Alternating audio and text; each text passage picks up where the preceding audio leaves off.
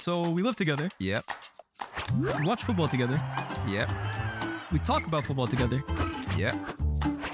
Why don't we just start a podcast? Sounds like a plan to me. Ladies and gentlemen, welcome back to another episode of the Eye Test. It's your boy Lyés, my guy CultureCams. The Euros is done. Copa America is done. International football is done. Club football is on the horizon. In fact, Man United, they've already had a preseason game. Yeah. We're hearing about transfers. We're back in the mood. Even though I can't lie, it looks like you're not over. You're No, not over. no. You Look at this guy. Look at this guy. I'm over it. We move on now. How man. was We that, move by on. the way? How was the whole experience for Nah. you? Obviously, you were at the game. Yeah, unreal, man. Unreal experience. Obviously, the result was not the best, but unreal experience in terms of just being there. And as I said, like being at a Euro final or World Cup final is always been on the bucket list for England to be there as well. So yeah, man, it was good, and I'll hang on to that moment where it felt like it was coming. You know what I mean? I'll hang on to it. It was a crazy experience, man, honestly. But yeah, listen, the stadium as well, unreal stadium. Yeah, the First Olympic time, Stadium, yeah, first time I've been there as well. So yeah, man, look, the result wasn't good, but we move on, man. It's time for club football. Do you know what I mean? And transfer season. Not, you know what? To be fair, I don't even like transfer season too much, but I don't know. As sometimes when the international football gets too much, you kind of just want that escape again. So yeah, I'm kind of enjoying it now. And I think for the eye test, man, I can't lie. We've been doing a lot of reactive stuff. We've been talking about like what's in the news, the games that are happening in the moment. But I think it's important too to remember like why we initially kind of made this podcast, right? It's to kind of like not block out the noise, but look at the other aspects of football that like maybe the mainstream podcasts, the mainstream media aren't tackling too much. And you guys remember the kind of content we were doing at the start. Pure footballers, on this day, we were doing like tier lists in terms of like greatest Brazilians or whatever. So we like to kind of go down that road. And I think we're going to return to that this week as well too. And this week we got a big one. We got a very interesting video for you guys, as you can see from the title. Before we start, Cam, if you'll allow me, I want to kind of paint a scenario for you guys. I want everyone at home, close your eyes and just try and like picture about what I'm about to describe to you. We're talking about Barcelona here.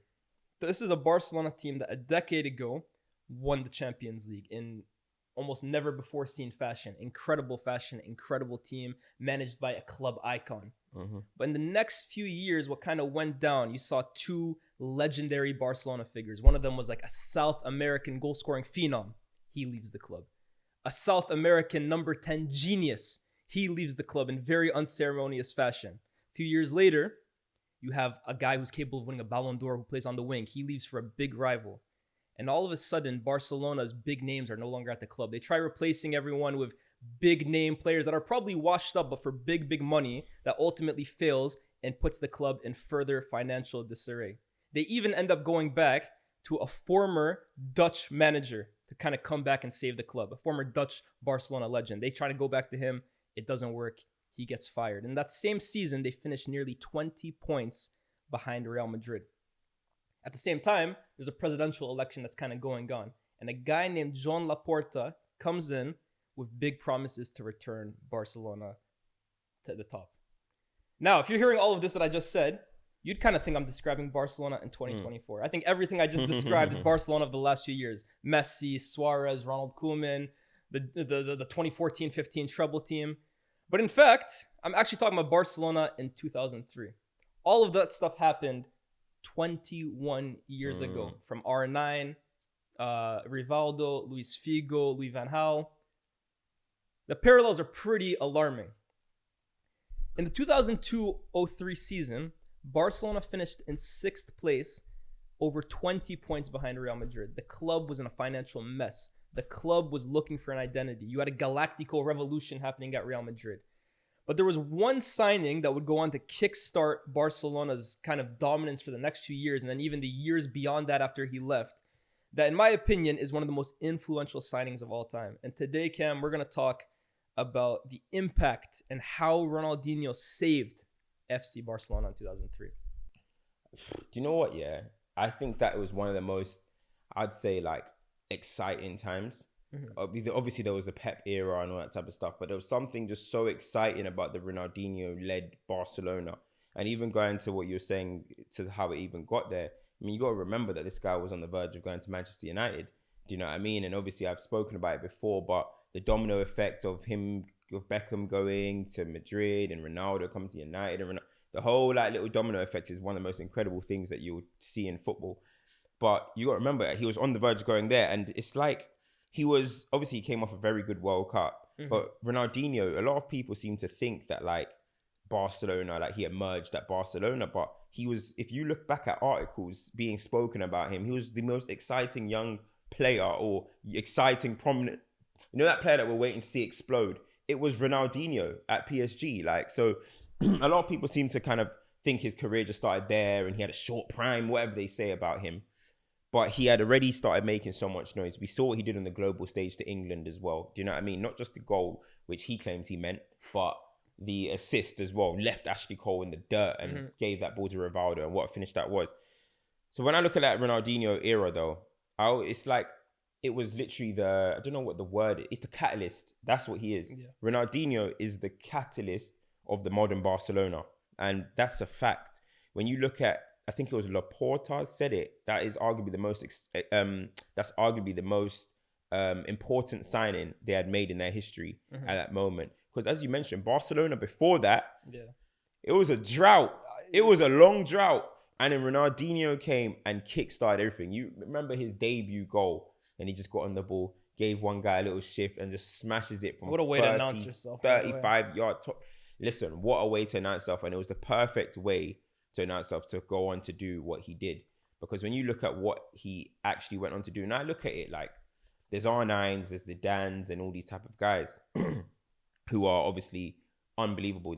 They call R9 the phenomenon because what he was a phenomenon. Like, it's like you hadn't seen this. Yeah, especially at Barca, it was a phenomenon. One season, 47 goals in 49 games. Like. And then you look at Zidane. I always say like Zidane, he was like a constant kind of magician, if you get on. Like R9 came like this, like, and then like Zidane has always just been like, but Ronaldinho, he's like, I think he started reaching that kind of R9 type of phenomenon. For me, he's like a meteorite. Honestly, it's like it just came out of it came out of nowhere because, like you said, we knew what kind of talent he was, but like the explosion at Barcelona was meteoric, and maybe even the fall as well too was meteoric because how it came crashing down. But it was just so awe-inspiring. So like, and especially what you saw kind of going on at Real Madrid at the time. You had this team of Galacticos, of media darlings. Like, Real Madrid was everybody's second team. It was almost like, and all of a sudden at Barcelona, you got this long-haired, buck-toothed, smiling guy who kind of looks a little goofy, but came in and changed the game. He changed the way people enjoyed football, bro. Like, we say the word Jogo Bonito and stuff. Like, let's not even just talk about what he was doing on the pitch. The way he became arguably the most marketable player in the world, the face of Nike. He just transformed everything. The adverts, the first person on YouTube to ever hit 1 million. The guy was a sensation. The boots, the gold ones, the black ones, whatever it was, whatever Ronaldinho touched for about a 4-year period at Barcelona was gold, honestly. So when I look back at that era at Barcelona, I have to call it the catalyst era. You know what I mean? The Messis and that. Yes, Messi was always going to emerge. But hey, Ronaldinho had to be there first. The platform had to be kind of healthy first. Messi didn't have to save a sinking ship. It was... Of course. It was there, you know what I mean? Of course, and I think Messi is definitely one we'll kind of get into in terms of like how influential Ronaldinho was. But yeah, I mean, just kind of going back to the beginning, right? Like, I think people really... It's almost like, for me, the Pep at Barcelona thing, where people just kind of assume because it's Barca and because they have all these big names, Barca's just always in a healthy position. But Barca was not in a healthy position whatsoever. Again, they needed a new president for a reason. The club was in financial disarray. On the pitch, they were a laughing stock. And I think an important thing to remember too, guys, is the fact that Barcelona, when I think of Barcelona, for example, I always think of like inventiveness. I always think of flair. I always think of like technical players expressing themselves. But those last few years at Barcelona, before Ronaldinho kind of burst onto the scene, you were kind of seeing the club go away from that direction in terms of, let's not forget that the guy who was there before Ronaldinho, immediately before him was Riquelme. And Riquelme was supposed to be the South American magician that brought the feeling back to Barcelona. And Louis van Gaal got that guy out of there basically within a year. Before that, the way Rivaldo completely like fell out with Van Gaal as well too. And Rivaldo, I think people forget this, Cam. Rivaldo left Barcelona the summer after winning the World Cup. So that summer he won the World Cup. He left Barcelona a month later on a free. On a free. And it's not like, oh, the club and him were happy to... They fell out so badly that Rivaldo refused to sign a contract and left for free. And he accused him of hating Brazilians. Well, 100%. Rivaldo said that he has something against Brazilians. Well, I think there's serious truth in that. I'm not, allegedly. But yeah, I just think the direction the club was going towards, how Ronaldinho restored that feeling in terms of all of a sudden, Barcelona became the #1 show on earth again that everybody wanted to see. And it's so interesting, right? Because if you believe the rumors, Cam, at the time, Real Madrid were also interested in Ronaldinho. And it was kind of like a whole thing between him and Beckham. So Laporta at Barcelona was actually in his presidential campaign using David Beckham as like the figurehead in terms of, if you guys win me this election, I'll be the one to bring David Beckham to the club. And he even went as far as saying it's 80 to 90% complete. Truthfully, David Beckham had no idea this was happening. And when asked about this, he said, I feel like I'm being used as a political like pawn in Laporta's whole election thing. And I don't even want to meet with the guy. And then it kind of came out that Real Madrid, the whole time, they were actually negotiating with him. But before that, Real Madrid had slight interest in Ronaldinho. And they say the biggest reason Real Madrid didn't go for Ronaldinho was because he didn't fit their Galactico image. They basically said Ronaldinho was too ugly. No, that's what it was. Ronaldinho was deemed too ugly to be seen as a Galactico at Real Madrid. And that's why it's almost so beautiful too. The way he would go on to destroy them at Clásicos, capped off by like probably the greatest Clásico performance ever at the Bernabeu, getting clapped off by the fans. It's just damning. What did J Huss say? I'm an ugly man making sexy money. That's Dinho. That's Dinho, bro. Dinho's the J Huss of the game. Honestly, nah. But I mean, listen, we know that's what Real Madrid were about, vanity and stuff. I mean, Perez said it in that interview, in that David Beckham documentary. He pretty much effectively said, yeah, I signed him, David Beckham, because of his marketability, because of his look. And it's arguably one of my greatest investments. This guy flipped my club by like 3 times or something. So I guess he's going to say it worked out for him. Barcelona will say it worked out for them. But look, I think there's just so much about Ronaldinho that's often, I don't know what the word is. I think it's like maybe as time goes on, and I can't blame people, they didn't watch him. But I think there's so much that goes on where people kind of talk about him as if like he was just a show pony or something like that.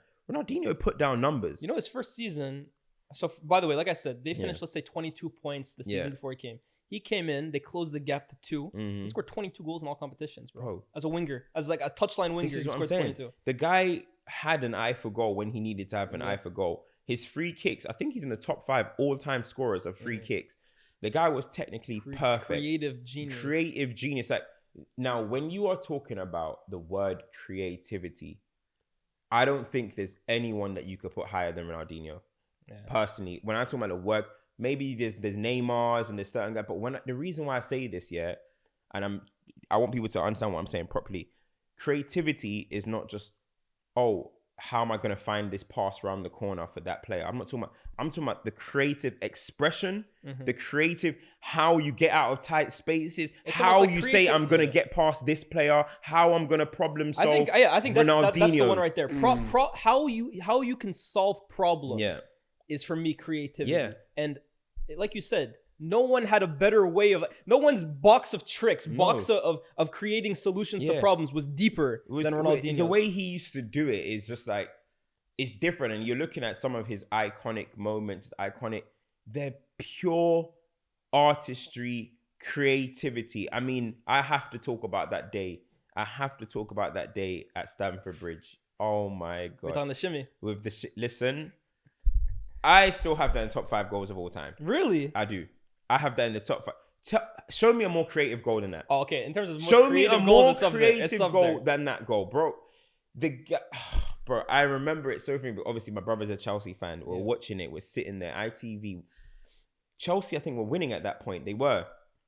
I believe they were. I think it was 1-0 to Chelsea at that period, or maybe it was even 2-0. Regardless, Anyway, the ball comes. Oh my God, the way he brings the ball down, and these are moments where you're just thinking, okay, you're gonna pass it to the side. You're gonna do.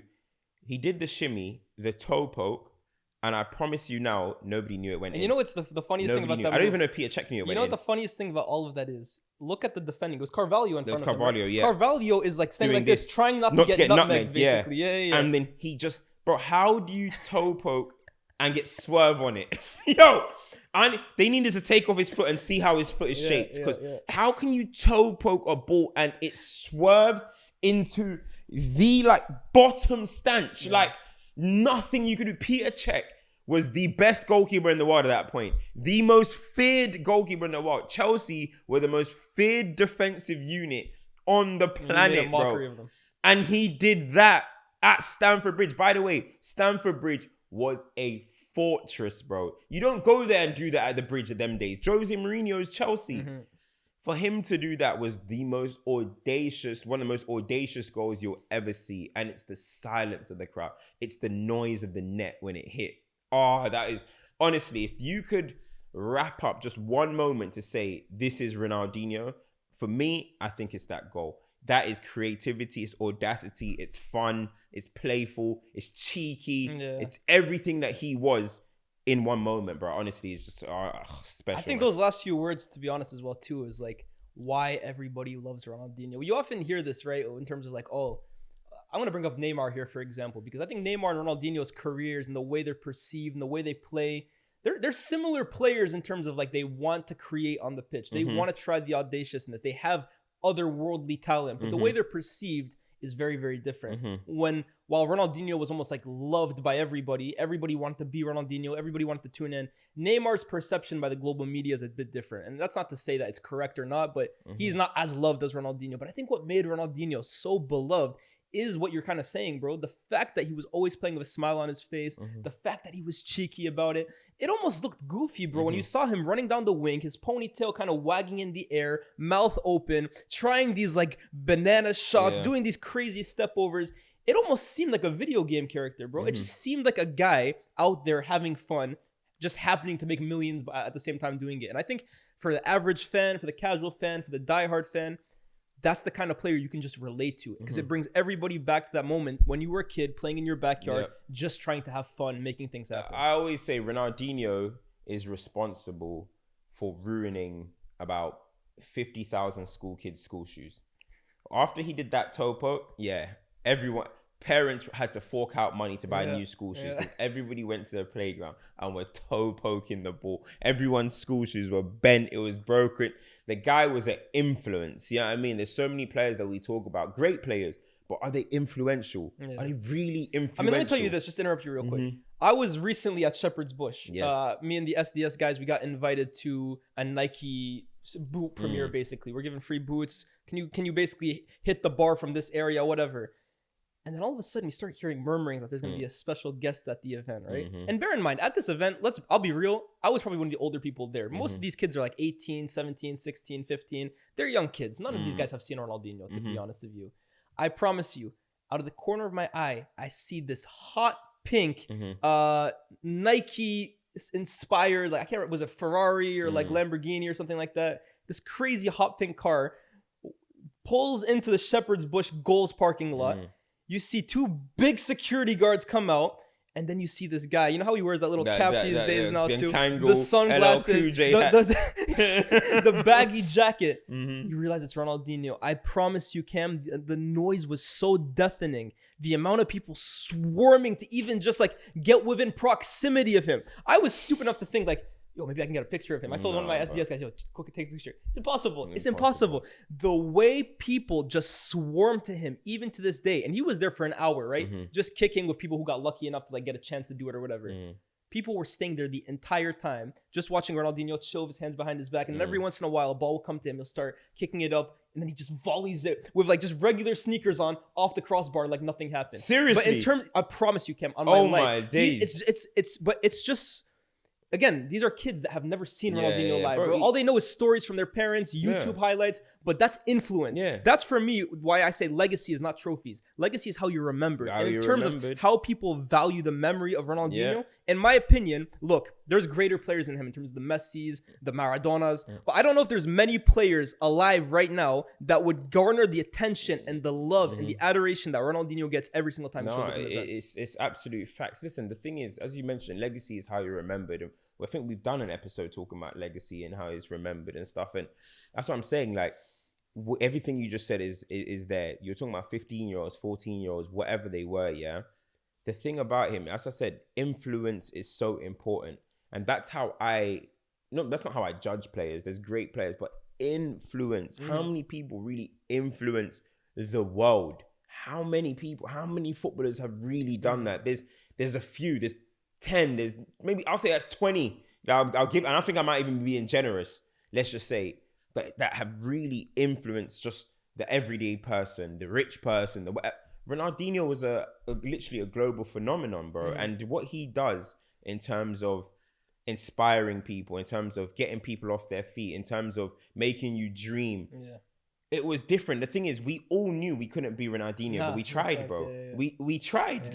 We tried. And you look at like Kobe's and all this type of stuff in other sports, MJ's, and it's similar. It's similar ways of how much he inspired people. I know when you're in America, you have a paper, you throw it, you say, you got to say Kobe. You know what I mean? Everybody has picked up a basketball and just randomly had their tongue sticking out, trying to be like MJ and stuff. Like, there's some people that so influential. Allen Iverson, the way he did it. You look at Cristiano, Cristiano, the free we've kicks. spoken about the free kicks. Of course. We've spoken about Cristiano's legacy, the way it is. Some people are just God-given to influence and to inspire, and I'm happy that Ronaldinho's legacy or memory would never really be forgotten. It's eternal. And the thing about it as well is that as much as people, as I say, you can come with your stats, he can come to you with stats as well. That's why I don't get when people are talking about his stats and his numbers. I'm like, are we not? I'm sure this guy was getting 40. These guys think he's Balassi or something. You know, like genuinely, it's like they think that like he dominated the world. Yeah, he dominated the world. He has a black mark a little bit on the 2006 World Cup. That's fine. And certain aspects of his career, could it have gone longer? Yeah, but I genuinely say this, and I mean it.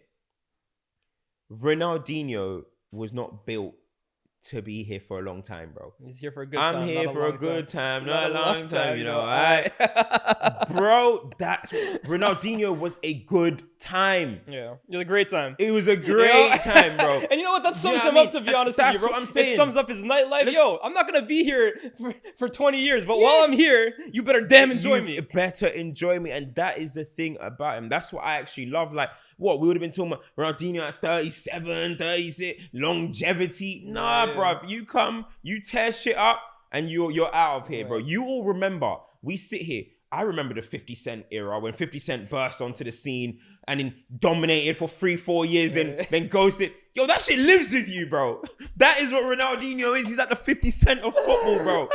You know what I mean? Come, fuck shit up, leave. Bro, you know what I mean? I remember Stone Cold Steve Austin. Come, raise hell, leave.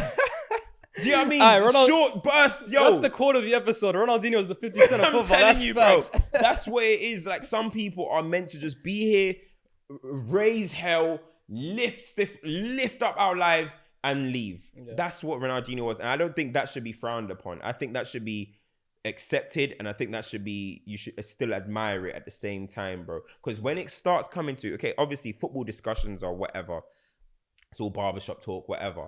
But if you do come with that term, peak for peak, how many people in the history of the game are better than peak Ronaldinho? Not many, honestly. And it gets uncomfortable, honestly. It gets uncomfortable. How many? I'm talking from what I've seen. Yeah.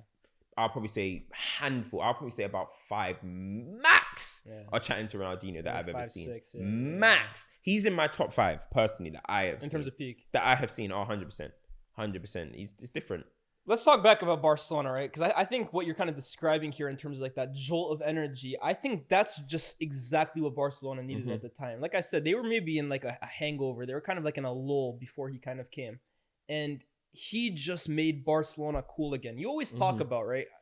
Me and Ken have this discussion often, guys, in terms of what Barcelona era was our favorite. And to be honest with you, okay, I was maybe like watching football at the time where Ronaldinho was doing his thing, but I can't lie here and say that like I was watching every single week. Yes. I was probably tuning in more so in the Messi era where it was like Eto'o and Villa and those guys. Towards the end of the Eto'o era, like Villa, Pedro, Iniesta, Xavi, all those guys. I was seeing Barcelona at their best.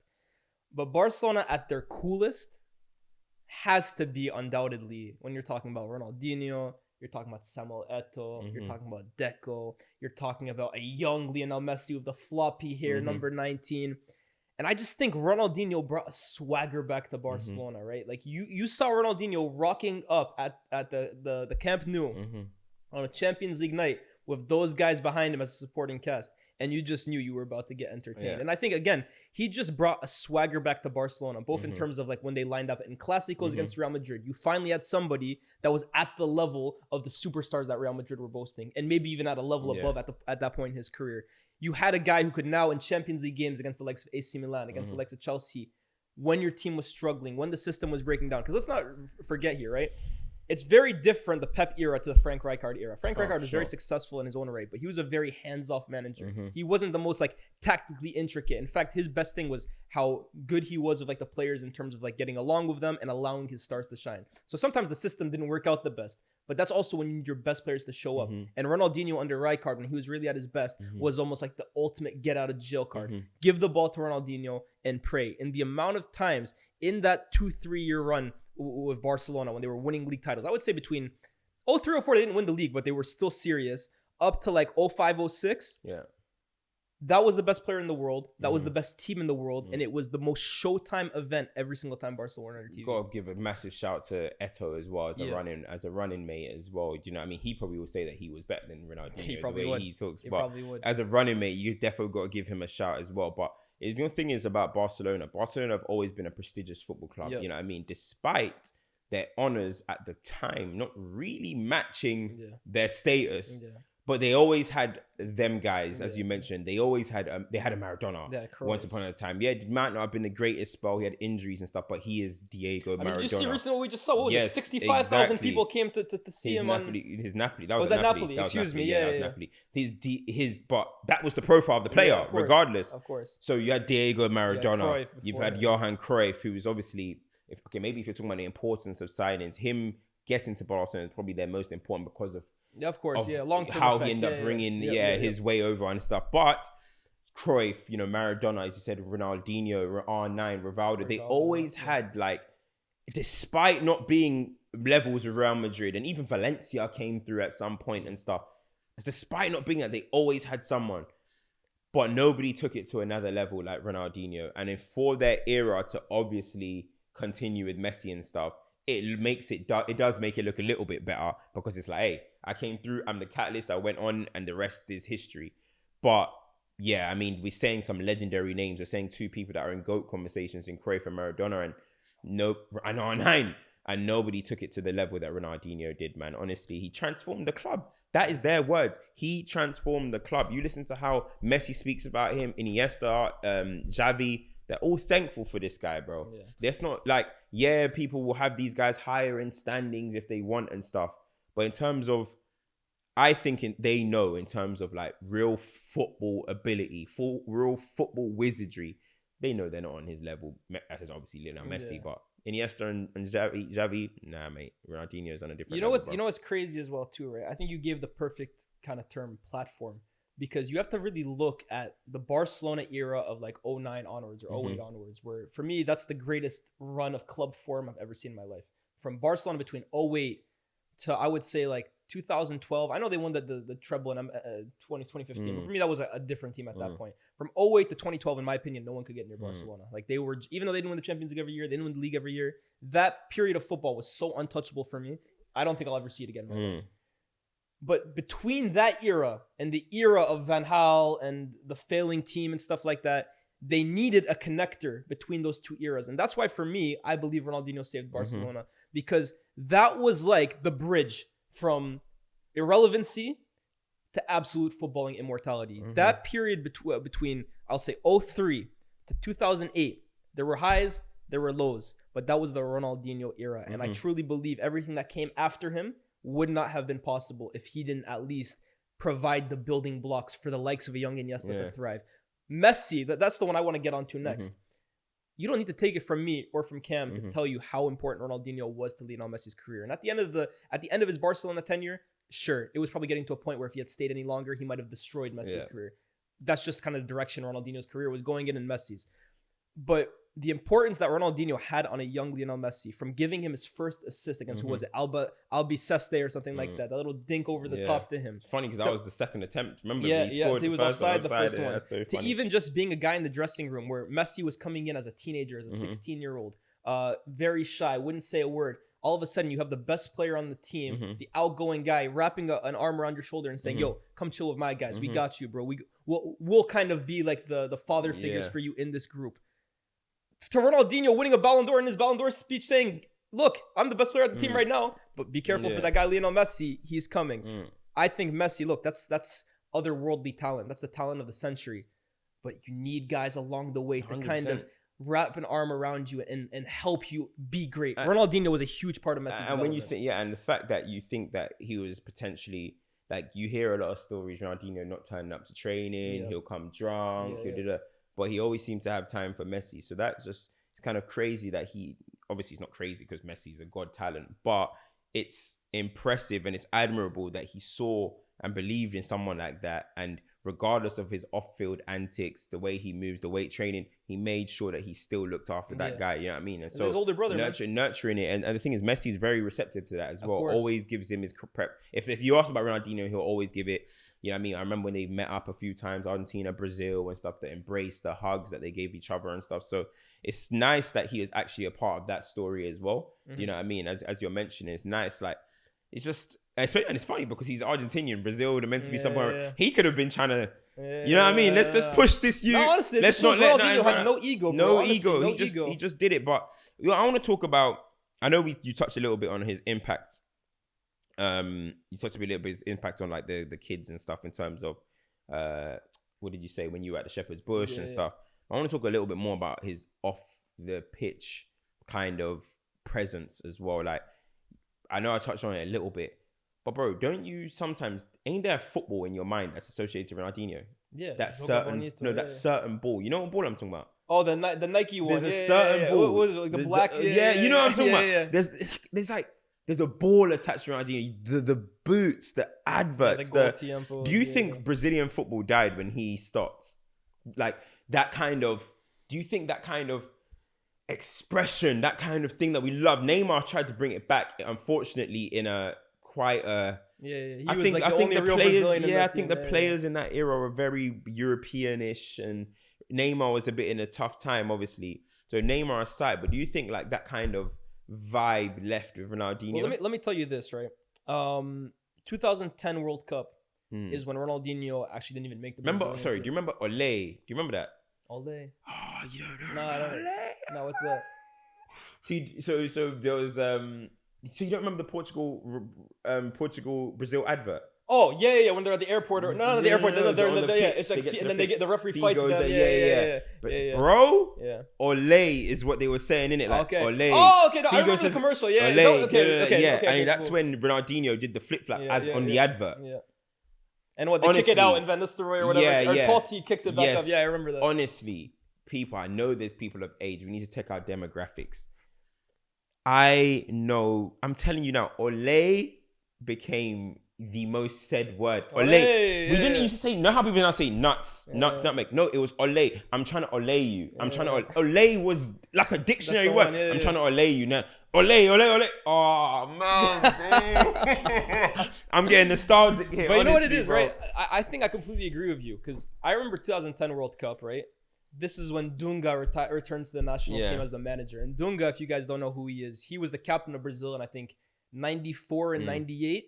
And he was like the hard-nosed defensive midfielder of the Brazilian national team. He's the guy that allows. He was the Champs of He's probably Brazil. even worse in terms of like hard men in midfield. He's probably even worse. Like he's the guy who allows R9 and Rivaldo and all those guys to do their thing while he just breaks up play. And he came to the Brazilian team, and he's probably the first guy that tried to make Brazil like a European team. He is the one who was starting Felipe Melo in midfield with who else was there? Elano, and he was playing. He wasn't playing. Yeah, he was basically bringing a very defensive first mentality to the Brazilian national team. And he brought Ronaldinho along for the Confederations Cup, if I remember correctly. I think he did. But in the World Cup, he left him out completely. He had come off like an okay season at Milan, but he was basically of the impression the Brazilian team can do without him. Kaká's going to be basically my new guy for Brazil. And look, I'm not here to say Ronaldinho was still at that level in 2010 where like he should have been the first name on the Brazil team sheet or whatnot. But I think it was harsh to leave him out. And I really think that Dunga leaving him out and kind of basing the team around Michel Bastos and Kaká and Elano and Felipe Melo. Like that for me was the first year I really saw Brazil start to sway away from the Brazil that I think everyone knew and loved. It was no longer a Joga Bonito vibe. You were getting 0-0s against Portugal, like in the quarterfinal, in the round of 16, they were okay. Going out to the Netherlands, they were probably the most boring Brazil team, or the first boring Brazil team that I watched. So yeah, in my opinion, the moment Ronaldinho started to have his decline in football, that's the moment I started witnessing a direct correlation to the Brazilian national team and how the priorities started to become how can we adapt to the Brazilians. They saw what Spain was starting to do at the time. How can we become more of a European Eurocentric team? So I completely agree. It's a shame, man. It's a shame because you look at how they were.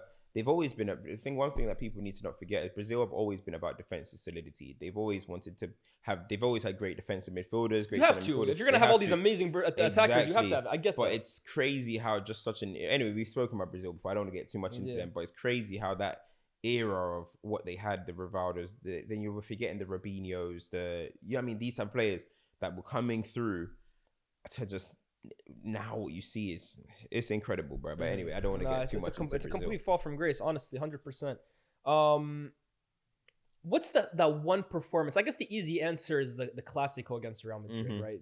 And I think we have to talk on this before we end this, because that is, forget about in Barcelona's history and Ronaldinho's history, that's one of the most iconic performances ever. So talk to me a little bit about that, because I think you would have remembered watching that live a lot more than me.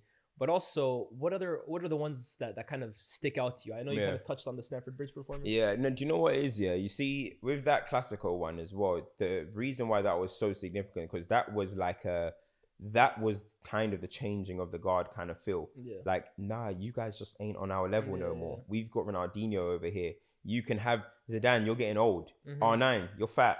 You know what I mean? Like, let's be a Beckham, you're washed. Like, you know what I mean? Like, I'm being honest, Figo, you're looking a bit weighty too. You know what I mean? Start putting on weight, his hair started getting longer and stuff. You remember what he did to Sergio Ramos? You're not ready for me yet. You may go on to be one of the GOATs later, but right here, right now, allow me to have this dance. Yeah, exactly. Let's dance, brother. So at this moment, at that particular moment, it was the changing of how people saw the Spanish. It was now Real Madrid finally. You are going to be playing catch up. Do you know what I'm saying? Like, finally to Barcelona, and it never really ended up stopping from there, did it? Because obviously Messi and these all came through. But that moment, and I think that was the first time or second time somebody had ever been applauded by opposition fans. Yeah, it's the way, bro. He was dancing at the Bernabeu. Yeah. You're not meant to do that, bro. Like, you're writing your own scripts. You don't dance. This is what I'm saying. Like, you don't do the shimmies at the Stamford Bridge. You don't dance at the Bernabeu. Like, what are you doing? You're rewriting how we should see it. It's the iconic video, right? Where it's like Ronaldinho is celebrating with his teammates and it just pans up towards the crowd. You see Real Madrid fans who are clearly pissed, by the way. They're just like... with cigarettes in their mouth. Yeah, they're just like... Yeah. Like, first of all, right? To get a standing ovation... The goals, by the way, were lovely, by the way. Incredible, bro. And I'm not going to forget Helguera. Like, you guys Ramos is catching the smoke. Helguera, I saw you too. But it's like... in general, right, to get a standing ovation from the opposition, right? Football fans are very proud. They're very tribalistic. You never want to like clap off the opposition player. To do it to a rival is even crazier. To do it to Real Madrid at their own stadium, to get them to put all their pride and passion for their own football club and hatred for their rivals to the side in that moment and clap you as you score against them. That's one of the most boss moves in football, bro. Honestly, that's one of the most boss moves ever. It was perfect. But I want to talk about a moment which, do you know what? Funny enough, this is actually interesting. I used to actually say, like, I remember I used to watch obviously I watched it, AC Milan versus Manchester United. Okay, yeah. Right? Oh, you're talking about when he was dancing on Gattuso.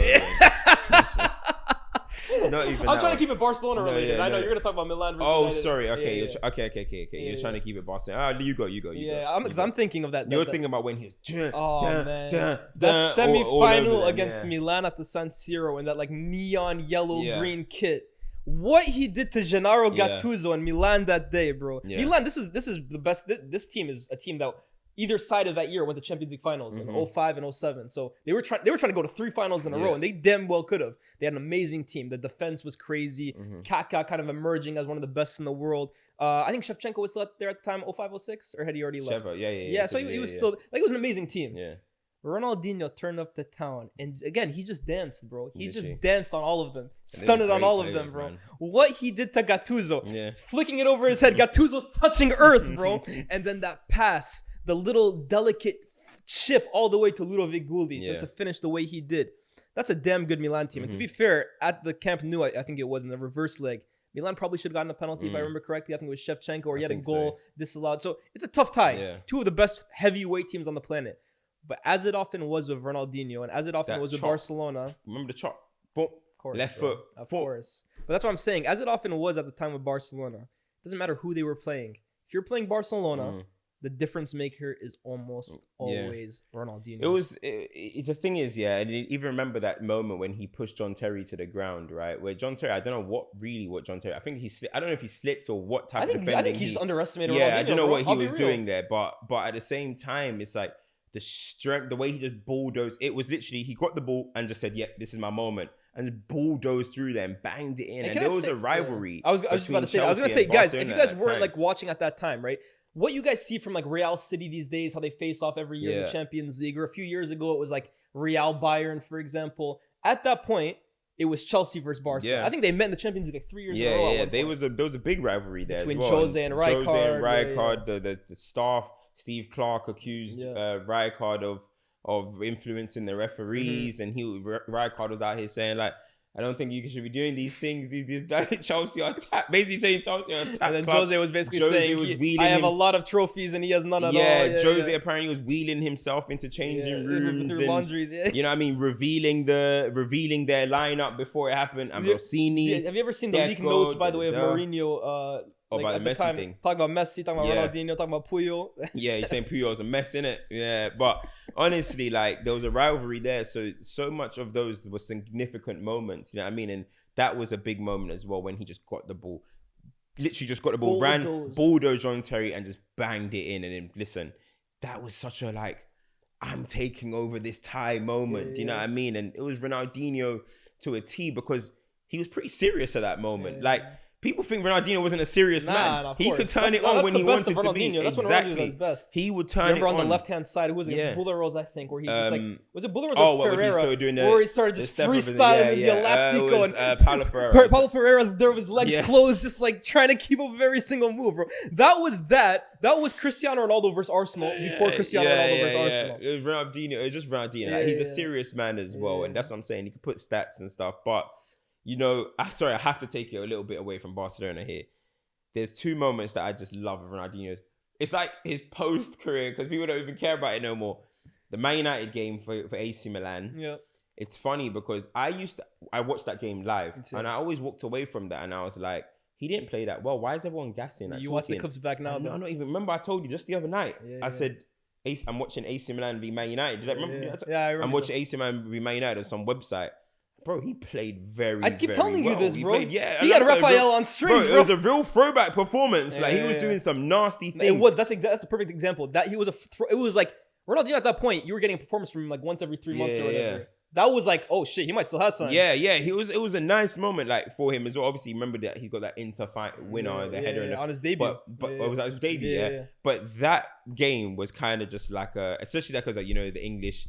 He had done it to Chelsea's before and stuff. It was a nice moment that he just had a good game against, lucky goal, but good performance. And I need to talk about. Seedorf, I think too. I need to also talk about that Flamengo game against Santos, the game of the century that we never saw. As they say, you know what I mean? I like that. You know what I mean? That we never saw. That is, I've watched that. Like there's like a 20-something minute thing on YouTube. I've probably watched that like 5 times, bro. Oh, I just remember that day, just waking up the next morning and seeing 5-4 and just watching the highlights. And I was like, first of all, this kid Neymar is messed up, and then Ronaldinho, you might still have something in the tank, bro. That is one of the best. Like, I can't explain. That's one of the best games, first of all, and it's one of the best moments that it's literally young Neymar v old Dinho just coming head to head. Oh man, honestly, that was so special. I recommend anybody to go. You guys have to go check that out if you've never seen it, bro. Everyone talks about narratives, but that was such a narrative football match. Of course. Like old guard, young guard, like student, teacher. That was both of them scored crazy goals. Neymar scored a hat trick. Neymar scored the Puskas winner. I think Ronaldinho had the free kick under the wall. Crazy game. What a moment, honestly, and that was like the final bit of Ronaldinho's career that I remember. And by the way, you know, he won the league with Flamengo. Yeah, they went. And I think they won the Libertadores, and they ended up going to the Club World Cup. Yeah, insane. But yeah, honestly, that is Ronaldinho for me, man. That is literally Ronaldinho, honestly. I think that's going to do it, man. Ronaldinho, the impact you had on Barcelona and just in football in general, sensational. This has been like an old school eye test video, bro. I can't lie. We're taking it back, man. This season, we're going to have a whole lot more for you guys. We'll still be doing our kind of talking about the modern day stuff, but it's always kind of good to flash back to those old moments. The archive, if we bringing it back. But shout out to Ronaldinho, one of the most influential players in the game ever, by far. No question about it. I really enjoyed this episode, guys. I hope you guys did too. Kind of give us your favorite Ronaldinho moments in the comments section. Definitely. Ones that we haven't really talked about. Yeah. Kind of give us a blast from the past, man. Let us reminisce on old school Ronaldinho. That first ever under the wall free kick that he did as well. Man. Stupid player, bro. Guys, this has been another episode of the Eye Test. Shout out to BR Football, of course, for powering it. Find us on Twitter, TikTok, Instagram, Twitch. YouTube Shorts. Twitch. You can see me on Twitch. I don't know if you... Hey, my PC just landed. Scary. We in business, baby. Scary hour. Go check out Cam's Twitch. But yeah, guys. Obviously, like, share, subscribe, all that good stuff. We'll see you next week. It's been your boy Lyés, my boy CultureCams. See you next week. Peace.